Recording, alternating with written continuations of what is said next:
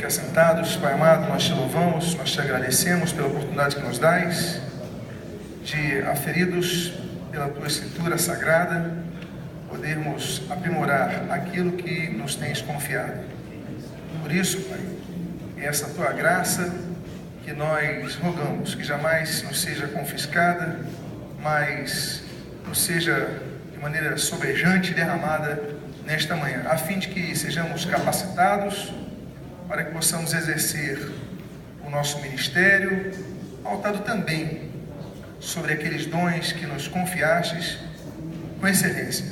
O que nós pedimos, nós te agradecemos em nome de Jesus. Amém e amém. Bom, eu preferi ficar aqui porque eu fico mais próximo à tela e nós vamos trabalhar em várias telas. Então, essa palestra, ela é grande parte das informações que os irmãos vão ver aqui em tela, elas estão aqui nesse livro Querigma. Então esse livro nós temos à disposição ali, junto ao corredor. Se você quiser, você pode pegar o seu livro e depois você acerta lá com o Robson, ali na livraria do Congresso, ok? Nós começamos com um texto básico, que é o texto da segunda carta a Timóteo, capítulo de número 1, versículo 6 e 7, que diz: por esta razão, pois, te admoesto, que reavives o dom de Deus que é em ti, pela imposição das minhas mãos, porque Deus não nos tem dado espírito de covardia, mas de poder, de amor e de moderação. Estamos então falando aqui hoje, trataremos a respeito de reavivar o dom da pregação da palavra. Então não será uma pregação hoje, apesar que darei uma parte dessa temática, dessa palestra, será um estudo bíblico, mas condensado, e noutra parte vamos ter uma questão muito prática em relação à atividade ministerial. Então eu sei que alguns já tiveram aula de homilética, mas essa parte prática eu acho que é importante para que nós possamos muitas vezes fazer uma reanálise e nos readequarmos e enfim, fazer um refresh na nossa mente do que nós aprendemos. Então vamos dar uma parte de estudo nessa palestra, uma parte de orientações práticas, ok? Então vamos começar com esse mesmo texto, que eu vou começar com ele e vou terminar com ele. Eu vou começar com algumas palavras e vou terminar com a questão do reavivamento mencionado nele. Ele diz, então, por esta razão te amoesto que reavives o dom, o carisma de Deus que é em ti pela imposição das minhas mãos, porque Deus não nos tem dado espírito de covardia, deilia, mas de poder, dinamis, de amor, agape, e de moderação, sofronismos. Então, esses textos são interessantes, por quê? Porque o que é pregação? Pregação não é apenas uma comunicação. Pregar não é apenas falar. Pregar traz algo maior, traz um peso maior de responsabilidade ao que está falando. E é sobre isso que nós havemos de trabalhar. Porque muitas vezes o pastor, ele está no púlpito, ele não está pregando, ele está falando, ele está se comunicando, sim, mas ele não está pregando. O que seria pregar? Então, nós começamos a falar do dom, e como foi mencionado já aqui, a questão da covardia. O termo deilia, ele serve como covardia? Serve também como medo, mas também serve como timidez. E muitas eventualmente têm uma dificuldade de falar em público por causa de timidez. E nós temos que nos despir dessa timidez. Por quê? Porque nos encontramos aqui como mensageiros da palavra. Então, temos várias questões que envolvem o pregador, temos a questão do temperamento do pregador, as experiências do pregador, o ambiente, o contexto do pregador, mas nessa hora ele tem que se despir dessa timidez, ele tem que usar da autoridade, que nós vamos falar bastante aqui. Por isso que ele fala de poder, dinamis, né? Esse poder que ele está restrito, dinamis, daí vem dinamite. A dinamite, ela não vem já explodida, ela está condensada e depois ela explode. Então, Deus nos deu essa capacidade, e muitas vezes experimentamos isso na nossa pregação, quando nós vamos desenvolvendo algo e algo vai explodindo. O Espírito Santo, então, quer potencializar as nossas habilidades, os nossos talentos. Amor não pode faltar na nossa pregação, foi mencionado aqui há pouco, inclusive, a questão da pregação, a gente só critica, mas não podemos perder a essência do amor, do agape e da moderação. O que é interessante, esse sofronismos é uma palavra que também fala do equilíbrio e também serve para controle, você controlar. O pregador ele tem a responsabilidade de controlar o que ele vai falar, porque a gente não pode falar tudo que vem à nossa mente. A gente muitas vezes, por exemplo, estamos aqui ofendidos com alguém que pisou o nosso pé no culto, e a gente pega o microfone e começa a acusar aquela pessoa que pisou o nosso pé. Não é o caso. Nós temos que nos manter focados, controlados em relação ao que o Espírito de Deus quer falar, porque nós temos uma confluência de emoções quando vamos pregar. Nós temos, digamos assim, a intenção de Deus, o Espírito de Deus que Ele quer falar através de nós, mas nós também temos o nosso ânimo, nosso estado de espírito. Se você dormiu mal, você pode ser afetado. Se você recebeu uma ligação com uma notícia triste, você vai ser afetado. Então a grande luta, aquilo que Paulo fala do homem interior e do homem exterior, é uma luta que o pregador vive na hora da pregação. Então ele tem que controlar-se. Então é interessante esses recursos que Deus nos dá quando nos outorga o dom, e aqui estou aplicando a pregação, o carisma. Então Deus nos concede para que nós então possamos manter o controle e nos focarmos naquilo que temos que pregar. Agora, há em relação aos dons uma confusão muito grande, Então muitas vezes nós pensamos assim: existem os dons espirituais, existem os dons ministeriais. Não, os dons ministeriais são os de Efésios. A Bíblia nunca fala sobre isso. Quem colocou isso, essa separação, são as sociedades bíblicas do mundo inteiro, dividiram os capítulos em tópicos, colocaram negrito os dons ministeriais. Então a gente acredita, não, são dons, são todos dons espirituais. Então a relação é muito maior, a relação de 1 Coríntios, a relação de Romanos 12, a relação de 1 Pedro, essa relação de Efésios 4. Mas aqui tem um dado interessante que eu não vou tramitar na polêmica. Por quê? Há duas formas de interpretar a questão da responsabilidade do pastor. Então, há aqueles que interpretam que esse texto tem 5 dons espirituais. 5 deles, que são o de apóstolos, profetas, evangelistas, pastores e mestres. Contando são 5. Mas existe uma outra corrente que ela entende que na verdade não são 5 dons, mas são 4. Por quê? E aí não vou polemizar, só estou apresentando essa possibilidade. Você está vendo no termo que tem essa palavra ali, apóstolo, aí você vê ali, apóstolos, perdão, tus men apóstolos, aí depois profeta, tus de, profetás, aí depois evangelista, tus des evangelistas, aí depois pastores e mestres. Aqui nós temos uma diferença, porque ele não coloca o tus de, então também é assim, mas ele coloca o cai. O cai, então esse acentozinho vem para trás, quando temos aqui essa situação de tombo. Então o cai é pastores e mestres, e não pastores e também mestres. Ou seja, tem uns que são apóstolos, ok, tem uns que são profetas, ok, tem uns que são evangelistas, ok, e tem uns que são pastores e mestres, e não pastores, ok, e mestres, ok. É uma possibilidade que o grego nos permite, por causa desse cai. Então nós temos uma conjunção aqui que se aplica à questão da adição, a conjunção aditiva. E por que eu digo isso? Porque se esse texto ele permite essa interpretação, ela então nos mostra que a intenção do Espírito de Deus, que é o autor da Bíblia Sagrada, ele nos ensina que a responsabilidade do pastor é também a de ensinar.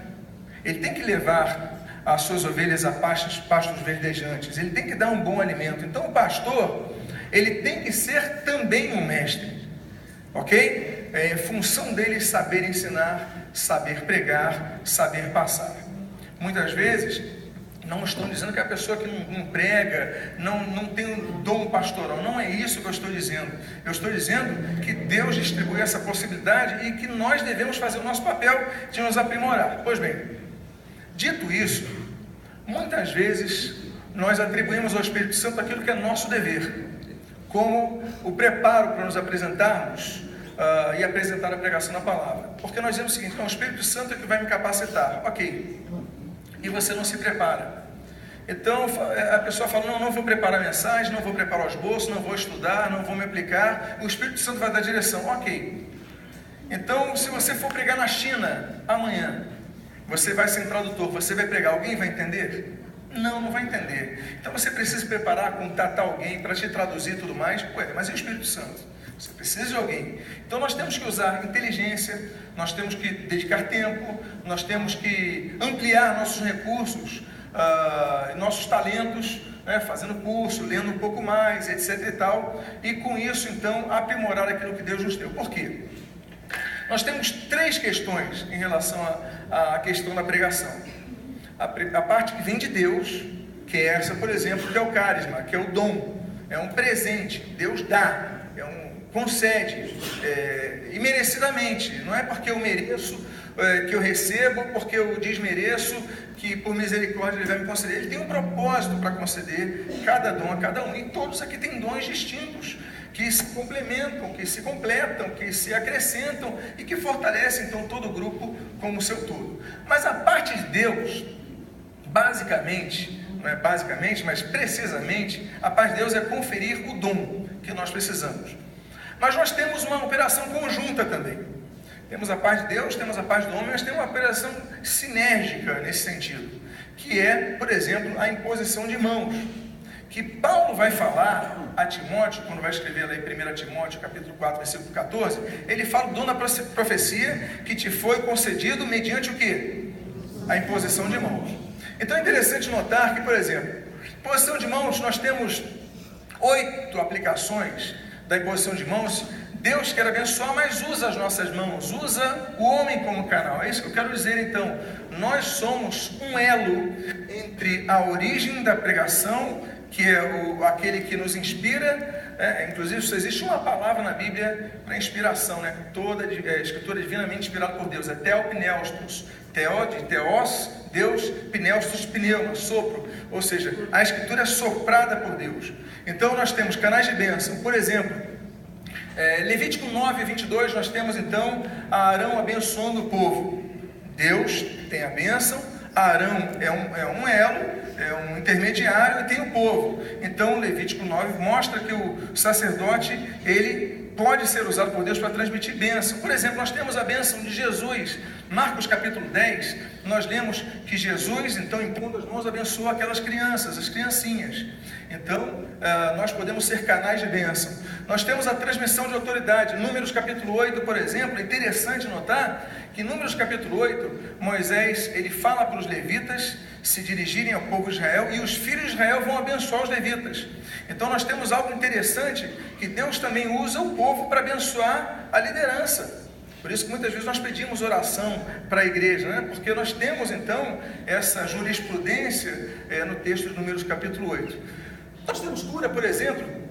Nós temos Lucas capítulo 4, versículo 40, quando diz que ao pôr do sol vinham todos enfermos, e Jesus então, impondo-lhes as mãos, curou a todos.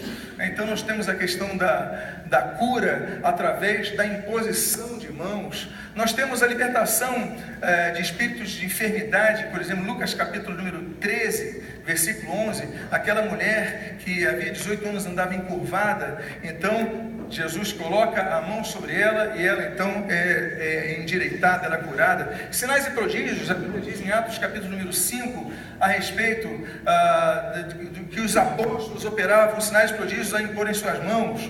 Nós temos o batismo com o Espírito Santo. Aliás, é interessante, o batismo com o Espírito Santo no Novo Testamento, ele é citado de maneira direta 5 vezes.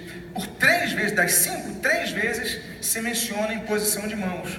O que é muito interessante. Atos capítulo 8, nós temos João e Pedro lá em Samaria, nós temos esse caso. Atos capítulo 9, nós temos Ananias, quando vai impor as mãos sobre Paulo para ele receber o Espírito Santo, e nós temos Atos capítulo 19.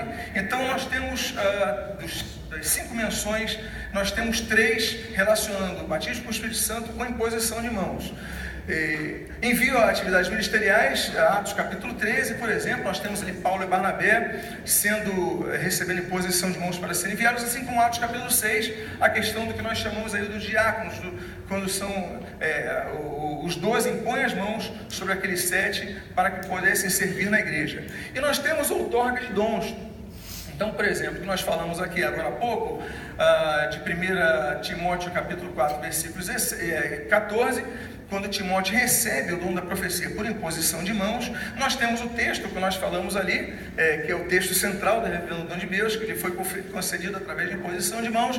E nós temos, por exemplo, algo interessante que está no capítulo que encerra Deuteronômio, capítulo 34, quando a Bíblia diz que Josué, ele tinha o espírito de sabedoria, porquanto Moisés lhe impusera as mãos.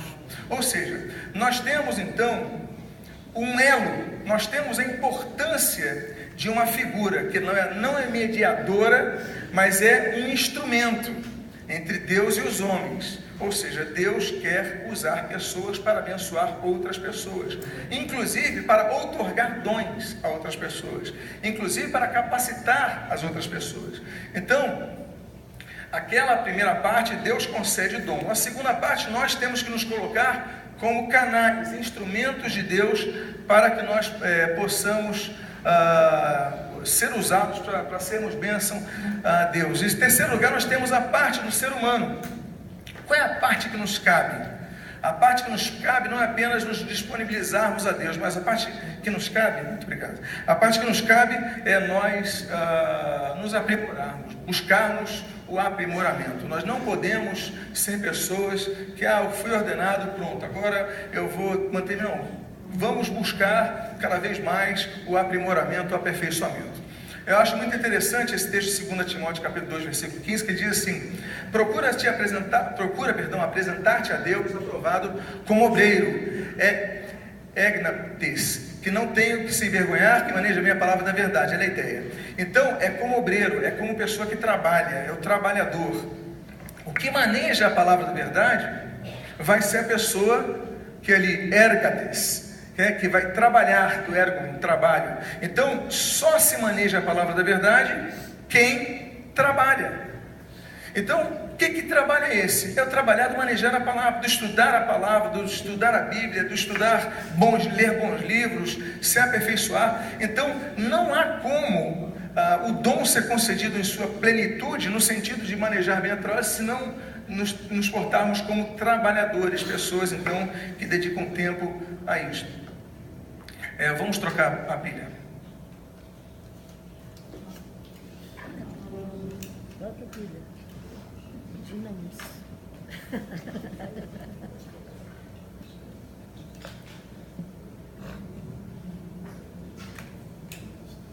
Muito obrigado. Vamos lá.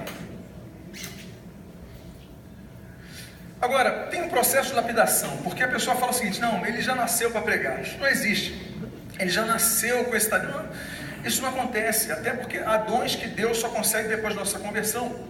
Mas o que nós devemos saber é que tudo na vida pode ser aprendido. Você não aprende a andar de bicicleta desde que nasceu. Mas os grandes ciclistas, um dia, o que eles fizeram? Começaram a andar de bicicleta, levar tombos e andaram. Pregação é a mesma coisa, estudo é a mesma coisa, ensino é a mesma coisa. Então nós temos que nos aperfeiçoar, é o chamado processo de lapidação, porque nós temos muitos diamantes brutos na igreja de Cristo, só que muitos se acomodam, se mantêm naquela rotina, e o propósito é reavivar o dom de Deus. E depois nós vamos falar sobre esse termo, reavivar. Vou fechar com esse termo, que é muito interessante, que foi comentado ontem pelo Bispo Tito, que eu achei sensacional o link que foi feito com a origem dessa palavra. Mas o fato é que nós devemos então adentrar no processo de lapidação, que exige tempo. Pois bem, a Bíblia diz, por exemplo, entre as listagens dos dons espirituais, nós temos o de Romanos capítulo 12, versículo 7, diz assim: tendo porém diferentes dons, segundo a graça que nos foi dada. E ali ele fala o que ensina. O que ele diz? O que é esmerar? O que é esmerar? Dedicar. O que mais? Melhorar. Então nós devemos, aquele que ensina, isso não é um pedido, é uma ordem. Aquele que ensina, esmere-se no fazê-lo. Então, dentre as grandes responsabilidades que nós temos, nós devemos nos esmerar, procurar buscar uma excelência, devemos procurar ser melhor do que nós éramos antes, do que nós éramos há um ano atrás, do que nós éramos há uma semana atrás.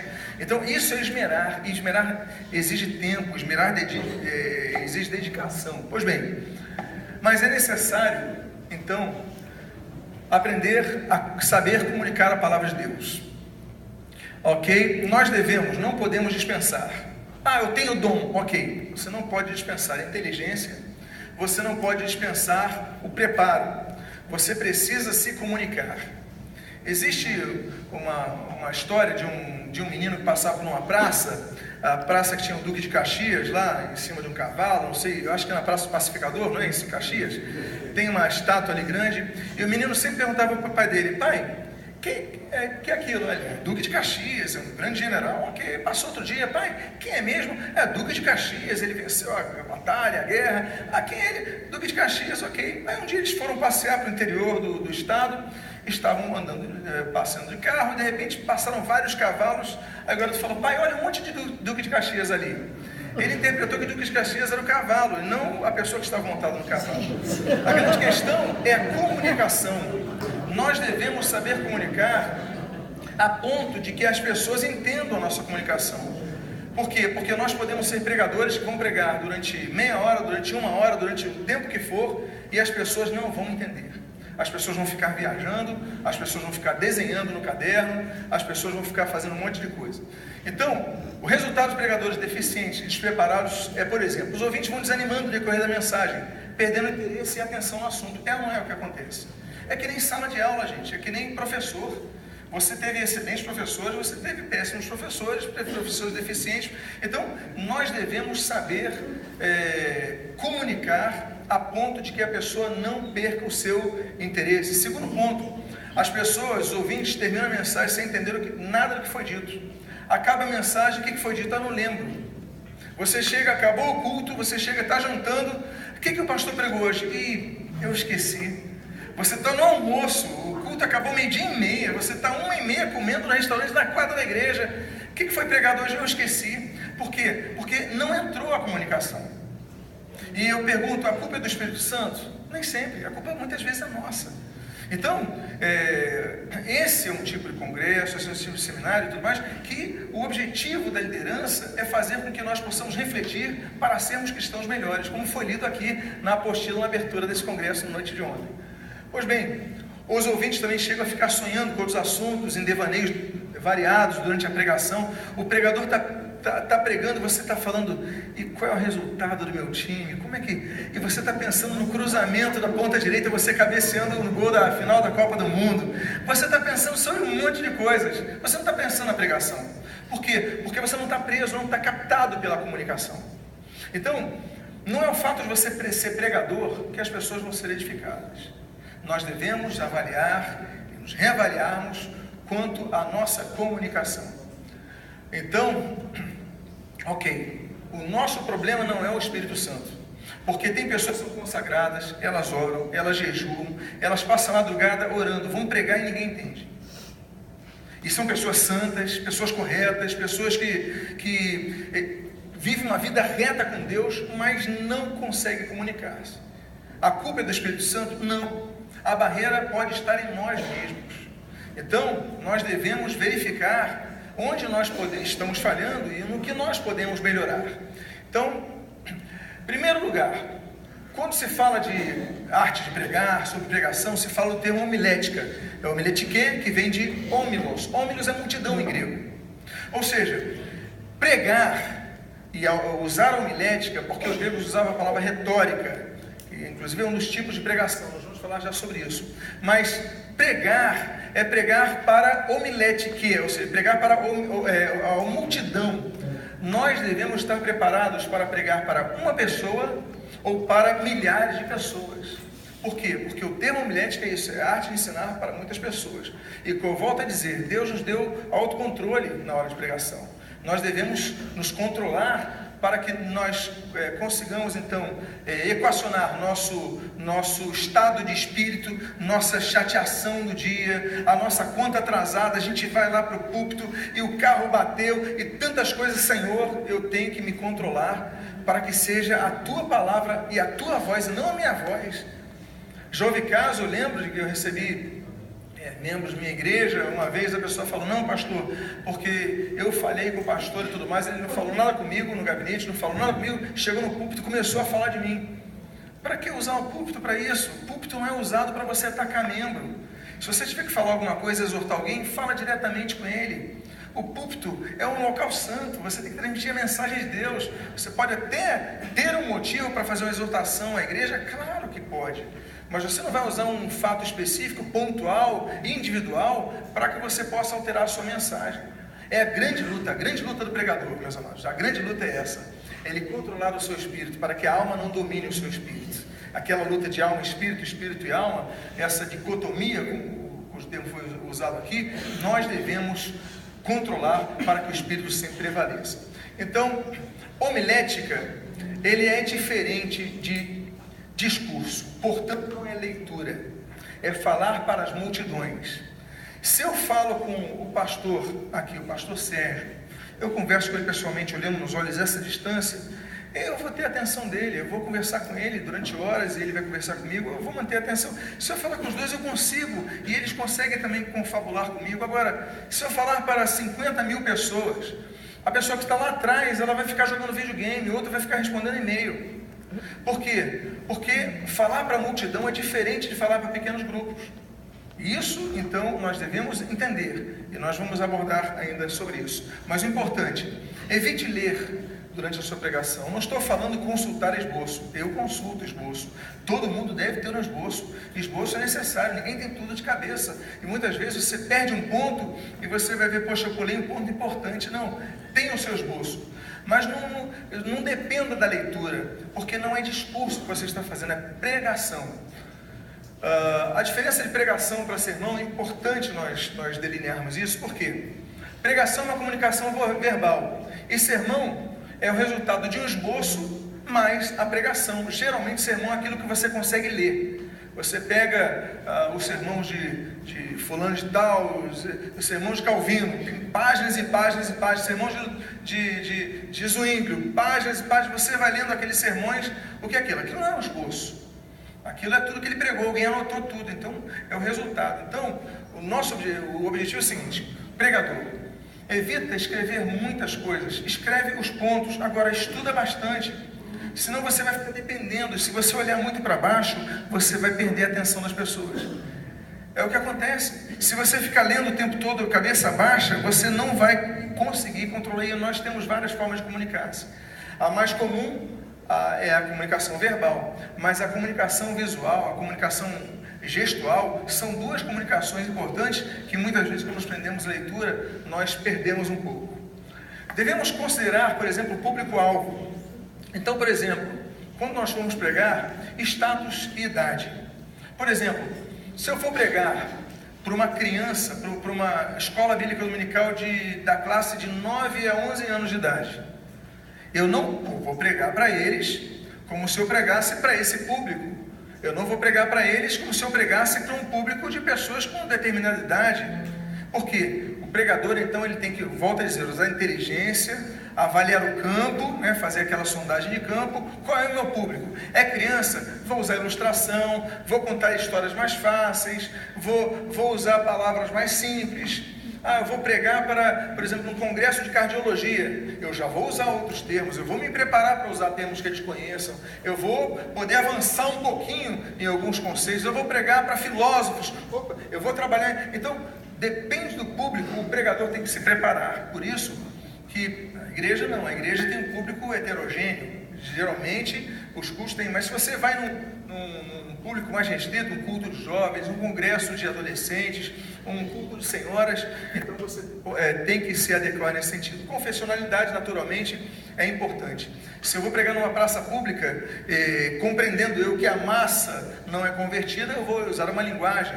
Eu estou no congresso de pastores, posso falar de outras coisas, posso fazer algumas menções. Então, há coisas que se falam quando nós só temos crentes, há coisas que se falam quando nós só temos não crentes, e há coisas que se falam quando o público é heterogêneo, com maioria cristã, maioria não cristã. No enterro, por exemplo, é o público que nós lidamos, os enterros trazem o público que nós lidamos, que é o público que mais nós encontramos pessoas não cristãs, geralmente, porque tem um parente que não é convertido. Mas na igreja geralmente vai o crente, claro que tem os convidados, né? Você lida 90% do seu tempo de pregador na igreja. Mas se você vai pregar para um público assim, Você vai usar uma outra linguagem, você vai usar, por quê? Porque ali você tem o colega do trabalho, o colega da faculdade, então você tem um público que forçosamente, por consideração ao falecido, está ali, então você tem que aproveitar. E casamento é outra ocasião também, que você deve considerar um público nesse sentido. Estados sociais, já falei sobre isso, e quantidade, também já falei sobre isso.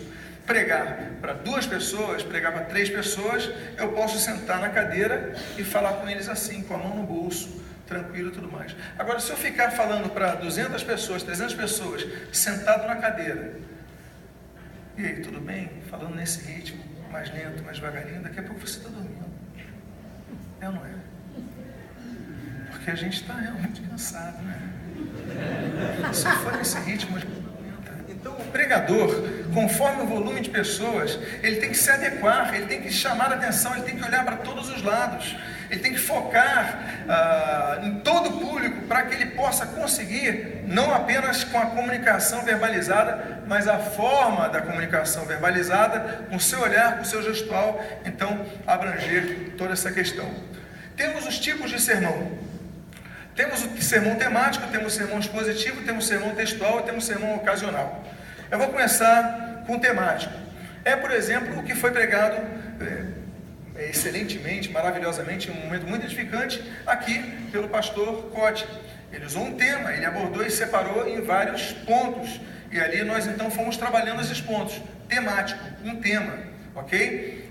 Isso daqui não é um sermão, isso daqui é uma palestra, não estou aqui pregando. Mas seria, se nós tivéssemos que adequar a questão da palestra com a questão da pregação em si, seria então temático, estamos trabalhando um tema. Por exemplo, vou falar sobre o amor de Deus. Deus amou todo mundo, Deus tem um plano para quem ama, Deus não sei o quê. Trabalhei o esboço temático.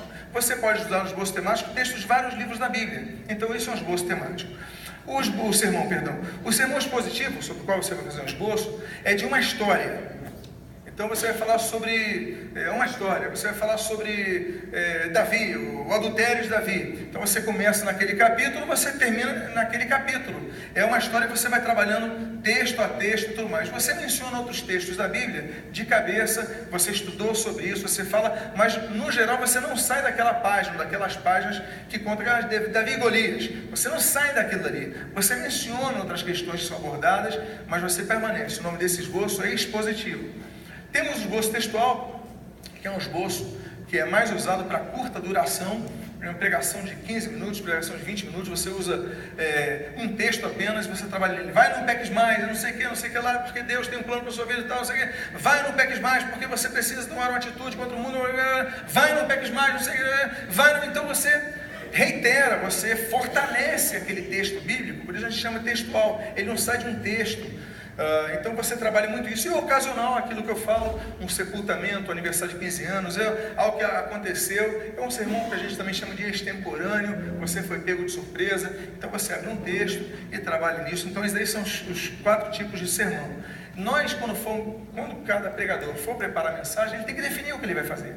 Porque ele começa a preparar o seu esboço sem saber o que ele vai fazer. Eu vou fazer textual, vou fazer temático. Ele embola tudo e, volta a dizer, às vezes acaba confundindo as pessoas que vão ouvir. Ok? Nós temos também os tipos de pregação. Eu falei sobre os tipos de sermão, certo? Agora temos os tipos de pregação. Quais são os tipos de pregação? Familiar, argumentativa e retórica. Você pode ter característica de uma destas. Você pode ser um desses tipos de pregadores. Familiar é aquele que, por exemplo, fala para grupo pequeno, senta na roda, vai conversando, vai batendo papo, e aí, o que você acha e tudo mais. É verdade? Poxa, legal e tudo mais. Agora, o argumentativo, ele já trabalha em cima dos argumentos. Ele vai argumentando, ele vai montando, ele vai montando. Então já não tem participação das pessoas, já não tem perguntas e respostas, porque ele vai trabalhando o argumento, ele vai... Então, geralmente...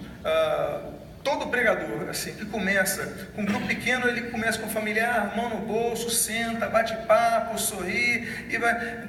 Depois ele passa para a fase argumentativa e temos então o pregador retórico. Quem é o pregador retórico? O pregador retórico é aquele que fala, digamos assim, com mais ousadia, mais dinamismo, mais... usando mais recursos da homilética, dentre os quais, por exemplo, a retórica em si. Então ele usa a retórica, ele bate na tecla, ele martela, ele, se possível, ele respira. Porque não sei o que lá, ele vai em Fórmula 1 quase. Porque ele vai intenso, porque ele tem uma noção. Isso é interessante, porque tem a ver com a palavra pregação, queriço, que depois nós vamos analisar. Porque queriço é a proclamação de um arauto. E o arauto tinha que ter 3 coisas básicas na comunicação. Pois bem, a preparação do sermão, nós temos elementos adquiridos anteriormente ao longo da vida, como conhecimento bíblico, conhecimento doutrinário, conhecimento da língua portuguesa, conhecimento geral. Isso vai ser adquirido ao longo da vida. Se você ler a Bíblia todo dia, você vai ter um conhecimento bíblico.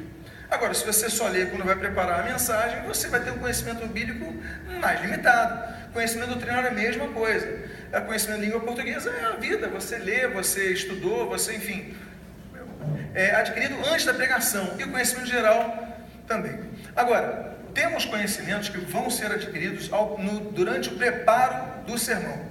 Por exemplo, a leitura do texto bíblico. Você tem que ler o texto bíblico, você tem que relê-lo, pelo menos reler o texto bíblico uma vez. Pelo menos. Por quê? Porque você pode pular alguma palavra, alguma informação importante. Ainda que o Espírito Santo tanto nos ajude que quando isso acontece, a gente está pregando e lembra um texto que nem percebeu antes. Já aconteceu contigo? Então a gente tem a ajuda de Deus nesse sentido. Mas nós devemos fazer a nossa parte. Então, a leitura do texto bíblico. Fontes adicionais.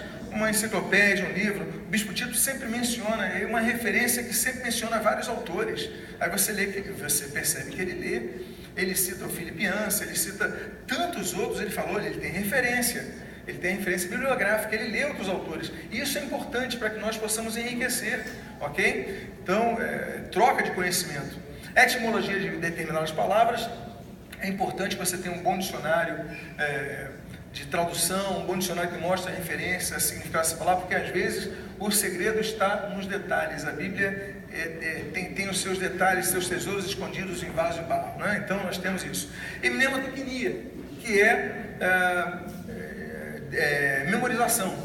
Então, a memorização é importante. Então você, antes de preparar seu esboço, você leu, você preparou e tudo mais, procura decorar algumas informações de cabeça, uns textos de cabeça. Por quê? Porque isso, em primeiro lugar, vai remir o tempo. Se você toda hora mandar abrir a Bíblia, você tem um temático, tudo bem, temático você aborda 5, 10 textos ali no máximo. Vai para 12, tudo bem, até dá, se você tiver 1 hora e 10 de pregação. Mais do que isso é muito difícil, porque você vai ter que correr muito. Agora, se você tiver o texto de cabeça, você já lança. Tem um detalhe importante sobre muita abertura de texto, num momento muito rápido, é que a pessoa que visita, o não crente, ele não está habilitado no conhecimento, então ele acaba desistindo de procurar. Então, muitas vezes, para você, por exemplo, quando você prega um expositivo, você está dentro de um texto, procura decorar alguns textos de cabeça que vão enriquecer ali, ou informações. Você procura aquelas informações, vem cá, onde fala sobre isso? Onde fala sobre... Aí você tem esse texto, você então menciona de cabeça, porque isso enriquece a igreja com conhecimento.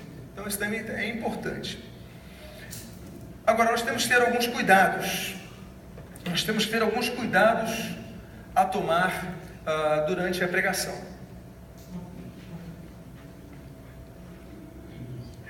Delícia essa água, né?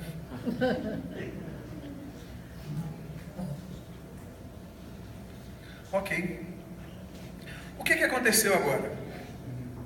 Eu fiz 2 coisas propositadas e procurei ver reação. Já temos alguém bebendo água ali.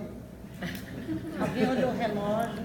E vários olharam o relógio quando eu olhei o relógio. O que eu fiz? Eu atrapalhei a mensagem. A culpa não é do Espírito Santo. Por quê? Porque são situações que nós devemos fazer com o máximo de sutileza possível. Então, cuidados. Primeiro, cuidado na abertura de culto com pausas, nosso maior inimigo. Evite tirar a atenção dos ouvintes da palavra. Pontualidade é uma coisa que eu aprendi na Nova Vida, que amo, que o Bispo Roberto era o seguinte: queria acertar o relógio, então ouça o Bispo Roberto iniciando o culto, que era aquele horário. Você sabia? Não era à toa que o nome era Rádio Relógio. Então, temos nossa tradição, temos nossa característica. A Nova Vida tem que começar no horário, ainda que não tenha ninguém na igreja. Ontem eu estava conversando com um pastor e falou: teve culto, não tinha ninguém, eu comecei a pregar.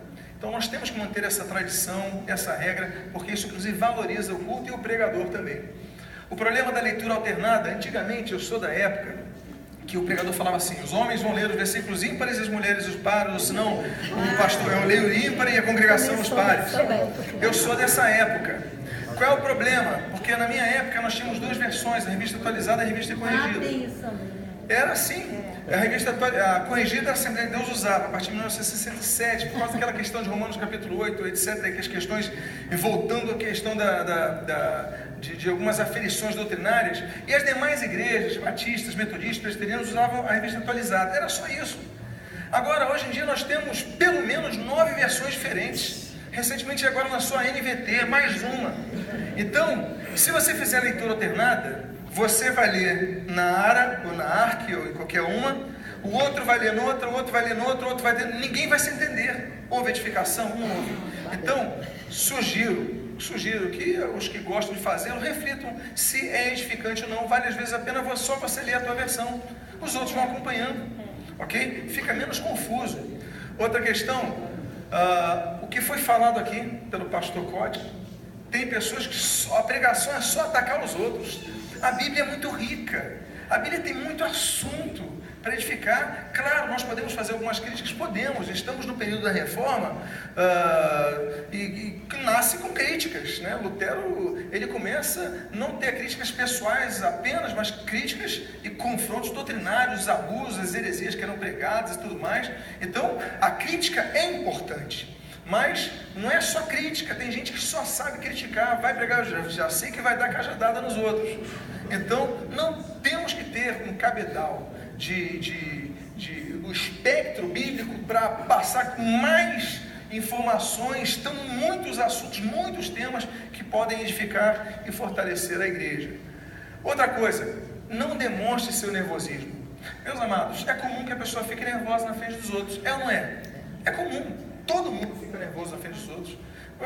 Não é natural que você chegue e esteja com o microfone na frente dos outros. Agora, não demonstre nervosismo. Por quê? Porque isso atrapalha. Eu vou falar sobre isso. A questão da autoridade, a questão da pregação e a questão do mensageiro. Se coloca como mensageiro de Deus. Então, se coloque, se vista como Deus te colocou ali e assume e vai em frente. Não fuja do púlpito. Tem pregador que vai fugindo do púlpito, vai fugindo do púlpito, vai fugindo, daqui a pouco outros vão para lado, para o outro, para um lado, para o outro, você fica um torcicolo. Eu já fiquei com torcicolo, já fiquei com dor. Então, você sai de um lugar, sai de outro, claro, não tem problema você fazer isso, mas procura ficar centralizado. Tem gente que vai pregar, fica assim longe do púlpito, já viu isso? Parece estar com medo de levar um choque no púlpito. Não, o púlpito é o local onde fica a palavra de Deus, o púlpito é o local do centro da mensagem. Então, fique aqui no centro, procure, claro, eventualmente você sai, mas não fuja do púlpito. Não use o púlpito como muleta, tem gente que fica o tempo todo assim, caindo, você parece descuido, isso passa na mensagem da pessoa, parece que a pessoa está relaxada demais. Seja sutil ao beber água e olhar o relógio, como eu falei para vocês, né? Então, por exemplo, geralmente eu bebo água quando eu peço para o pessoal encontrar algum texto bíblico. Abra as sofonias e tal. Eu vou lá, bebo um pouquinho e pronto. Ninguém viu. Porque eu evito atrapalhar a mensagem. É uma forma. Então, tudo isso por quê? Porque nós temos que molhar as cordas vocais. Mas nós evitamos interrupção e atiçar novos desejos de outras pessoas. A pessoa, poxa, eu estou com sede. A pessoa começa a ficar irritadíssima, estou com sede, estou com sede, e a pessoa acaba. Então, não, nós não podemos, volto a dizer, a culpa não é do Espírito Santo, o problema, o obstáculo muitas vezes está em nós. Ok? Recurso a utilizar na pregação: impostar a voz com dinâmica. Então tem que haver dinâmica. Volto a dizer, se eu falar assim, baixinho, como se estivesse conversando, uma pausa longa, né? Tomara. É verdade. Você já se distrai, você já perdeu o fio. Então, a comunicação, a pregação, ela tem que ser uma concatenação de palavras. Você vai então juntando uma outra, você vai trazendo informação e assim você vai edificando as pessoas. Então tem que haver uma voz cheia, uma voz mais harmoniosa. Claro que alguns têm uma voz harmoniosa por natureza, outros não. Outros têm a voz mais fina, outros têm a voz mais rala. Mas nós temos que impostar a voz para falar em público. Volto a dizer, você é pregador? Então você se aperfeiçoe. Eu tenho a voz mais limitada, vou impostar minha voz, vou jogar para fora. E aí nós então temos aperfeiçoamento. permita a emoção. Há textos bíblicos que nós vemos muita emoção, tem gente que fala sem emoção, então há momentos que nós devemos permitir que a emoção venha ao nosso coração. Às vezes quer embarrear, porque a gente tem a interpretação de Romanos 12, de 1 a 2, que foi mencionado aqui, né? O culto racional. O culto racional é o culto que tem razão de ser, né? O termo grego ali é logikos, que daí vem lógica, né? Que tem uma lógica, um sentido. Não é culto racional, não podemos ser racionais, não podemos dar margem à emoção, podemos nos emocionar, podemos chorar, podemos sim. Então, isso é importante, que você permita que o Espírito fale a você também. Você se permitir que Deus fale não apenas às pessoas, mas a você também, e a partir de você. Expressão corporal, já falei sobre isso. Ok, já falei sobre isso. Isso é óbvio, jamais pregue algo sem fé, jamais pregue algo sem aquilo que você esteja crendo, aquilo que você prega. Não peça desculpas depois de pregar, mesmo que seja uma mensagem exortativa. Tem gente que fala assim: olha, meus irmãos, me desculpe, eu não queria pregar sobre isso, mas me desculpe mesmo. Você me desculpe, foi mal. Você é um mensageiro de Deus. Amém. Deus te colocou ali para... Ele podia escolher tanta gente, ele falou: vou escolher ele para pregar aqui. Então eu vou ser o mensageiro, Deus vou dar a palavra. Eu posso estar nervoso? Não vou demonstrar nervosismo, porque isso atrapalha, gera insegurança às pessoas. Já ouviram falar quando você está nervoso, o cachorro avança? Quando você demonstra segurança, ele já fica no lugar? Muitas vezes é assim. Afeta o consciente das pessoas. Não demonstre nervosismo, não peça desculpas. Macabeus, não sei quantos já leram ali os deuterocanônicos, os apócrifos, mas Macabeus encerra assim: olha, se eu escrevi algo que não agradou a vocês, então me desculpa. Que palavra de Deus é essa? Deus fala, manda um recado e você aceita. Você é mensageiro de Deus. O pastor usou a palavra que o pastor é mensageiro. É interessante, porque o evangelista literalmente é mensageiro. Eu, angelos, evangelista, eu, angelium. Angélio vem de ângelos, ângelos, anjo, mensageiro. Eu é bom, eutanásia é boa morte, eucaristia é bom carisma, tudo que tem eu na frente é bom. Então, evangélio é mensagem de mensageiro, ângelos, boa mensagem. Nós somos mensageiros de Deus. Foi bem falado aqui, foi bem colocado aqui. Spurgeon, ele falava o seguinte: é um grande pregador, dizem que é o príncipe dos pregadores. Ele dizia o seguinte: quando ele pregava os domingos de manhã, os lustres do Palácio de Buckingham se mexiam, tremiam, a autoridade que ele se metia. Diz assim: o cristianismo não é uma ideia a ser discutida, mas uma mensagem a ser entregue pelo pregador e aceita pelo ouvinte. Spurgeon, que é o príncipe dos pregadores, como alguns entendem, é o seguinte: o seu papel é transmitir a mensagem. Então, ele, desculpe, eu estou tenso, não esquece isso. Você pode estar, se veste de autoridade. Diga à pessoa que está do seu lado: se vista de autoridade no púlpito. Pode falar para ela.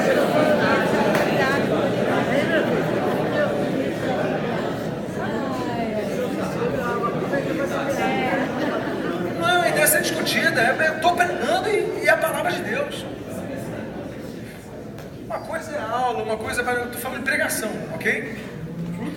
Portanto, não abra mão da autoridade da pregação, que se baseia no fato de que o pregador é o mensageiro de Deus. Deus te escolheu para falar naquele púlpito naquela hora. Você é o mensageiro que Deus escolheu. Então, passe a mensagem com autoridade. Use a autoridade. Autoridade é algo que nós não podemos abrir mão na pregação.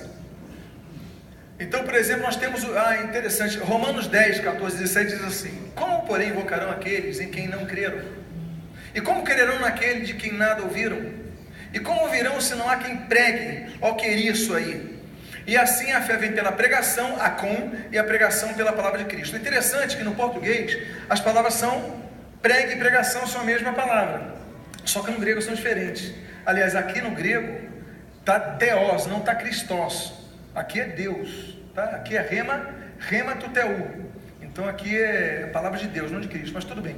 Pregue, queriço, queriço, pregar, é o termo mais próximo no português do exemplo do queriço é proclamar. Ora, o que é clamar?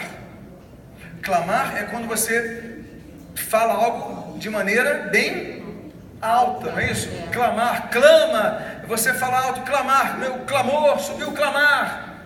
Não é só pedir, é clamar, é colocar emoção, é colocar dinâmica naquilo. A palavra mais próxima, então, é proclamar, é dar uma ênfase no clamor, ok? Então, pregação, queriço, querigma, é proclamar, é você botar a mensagem com todo o seu ardor, com toda a sua força, com toda a sua autoridade. Por quê? Porque essa palavra é a palavra que se usava naquela época para os arautos do rei, né? Os arautos que faziam os comunicados nas vilas, eles levavam ali uma mensagem real, ali iam para toda a população ali, esse é o arauto. Então o arauto, ele falava o nome do rei, ele tinha que ser cerimonioso, ele tinha que ser autoritativo, e ele tinha que ser conciso aquilo, ele não podia sair daquilo, ele tinha que ler aquilo. Então pregação é isso, é a palavra de Deus que nós temos que pregar. Agora, interessante que a fé vem pela pregação, acom é a audição, é como você ouve. Então a pregação, ela tem que chegar e entrar no coração das pessoas através do ouvido das pessoas, porque muitas vezes você prega e não entra dentro, a pessoa não adquire conhecimento, não adentra ao coração da pessoa. O propósito, então, não é que o pregador seja apenas ouvido, mas que os ouvintes entendam claramente a verdade anunciada, a aceitem e a pratiquem. Ele tem que, então, lutar para atingir o coração das pessoas, ele tem que ter um padrão exemplar, né? Ele tem que pregar sem hipocrisia. Eu estou avançando para nós, então, remirmos e avançarmos nossa conclusão, tá bom, gente? Então, aqui está falando da hipocrisia, tem que ser senso de fardo, aquilo que eu falei. Você não pode chegar no púlpito relapsamente. Uma coisa, claro, aconteceu, olha, não posso pregar, pode pregar no meu lugar, posso, você está no meio da condução, a outra coisa, você tem que pregar, vai se preparar, vai orar, vai ler a Bíblia, vai estudar, vai buscar material, você tem que se preparar para que a sua comunicação tenha o mínimo de barreiras humanas, interferências humanas possível. Então você tem que ter esse senso de fardo. O próprio Paulo fala, a primeira carta aos Coríntios, capítulo 9, versículo 16, ele diz assim: se anuncio o Evangelho, não tenho de que me gloriar, pois sobre mim pesa essa obrigação. Porque ai de mim se não pregar o Evangelho. Eu tenho que pesar a obrigação de pregar o Evangelho. Nós temos que ter um senso de fardo. Volto a dizer, não é para ficar demonstrando fraqueza, tudo. Você peça perdão a Deus, peça graça a Deus, peça misericórdia a Deus, mas não fica falando que está nervoso, não pede desculpa, pregue com autoridade, mas você tem que ter um senso de fardo. É uma grande responsabilidade que nós temos que ter ao subir os nossos púlpitos. Para uma pessoa apenas na igreja, grande responsabilidade nós temos que ter ali, porque às vezes a pessoa que Deus quer que ouça aquela palavra, Deus colocou a palavra no teu coração para pregar para aquela pessoa. Outra questão é de Efésios 4:29, diz assim: não saia da vossa boca nenhuma palavra torpe, sapros, que não for boa para promover a edificação conforme a necessidade, para que beneficie os que a ouvem. Sapros é inútil. Então, claro, nós usamos linguagem muitas vezes que dão uma quebrada, a gente pode contar dar um toque de humor, dar um verniz, isso faz parte, isso daí ajuda a aliviar a tensão muitas vezes, não é verdade? Isso é importante, mas a pregação não pode ser pautada nisso, porque muitas vezes o pregador ele transforma o púlpito num picadeiro. A pessoa pergunta, sobre o que ele pregou? Eu não sei, mas olha, ele contou uma piada, aí você conta a piada do pregador. Não é triste isso? Você virou o quê? Um piadista.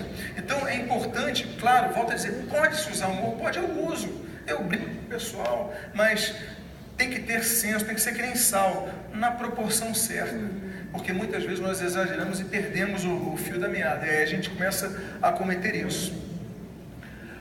Porque o nosso Evangelho, a primeira ciclo, não chegou até vós tão somente em palavras, mas sobretudo em poder, no Espírito Santo, em plena convicção, como também sabeis ter sido nosso procedimento entre vós e por amor de vós. Então tem que haver convicção, tem que haver poder, tem que haver o que? Autoridade. Temos que pregar nossos púlpitos com autoridade. A grande questão é, nossas igrejas, elas têm pregação de Bíblia aberta ou Bíblia fechada, porque hoje nós temos essa categoria. Eu, por exemplo, quando ouço pregações, eu tenho a minha Bíblia, vamos abrir o texto, eu abro o texto. Aí o pregador começa a falar, lê o texto, começa a falar todas as coisas, vários mil conselhos e tal, cadê o texto? Esqueceu. Depois de 10 minutos eu fecho minha Bíblia. Para mim é culto de Bíblia fechada. Por quê? Porque a Bíblia tem que ser pregada. Ela foi escrita para ser lida, para ser meditada, mas para ser pregada, é a palavra de Deus. Nós temos igrejas, pregadores, que eles abrem a Bíblia como um recurso para, qual é um placebo, efeito placebo, li a Bíblia, então eu vou pregar. Você não está pregando, você está falando de outras coisas. Mas nós temos que estar focados na Bíblia. Nossas igrejas têm que ser igrejas de Bíblia aberta e não de igrejas de Bíblia fechada. Temos que voltar ao texto e tudo mais. A Bíblia fala, segundo Tessalonicenses 4:2, prega a palavra. Prega o quê?